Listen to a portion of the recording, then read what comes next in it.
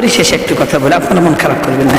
আমার পূর্ব মুহূর্তে যে হযরত কথা বললেন সবগুলো কথা বিক্রির মতো স্বর্ণর মতো আমাকে লাগছে, কিন্তু একটা কথা কেমন যা লাগছে, উনি বলছেন কোরআন হাদিসে কোনো রাজনীতি নেই। কি কয়, কে করে নেন? কে করে নেয়? পুরা কোরআন রাজনীতি। আল্লাহু আকবার বলে। আপনি কোন দল করবেন দেখার কোনো বিষয় নাই।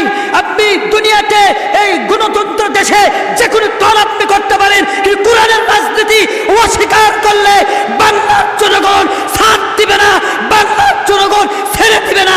চিৎকার দিতে পারেন কথা ঠিক কিনা?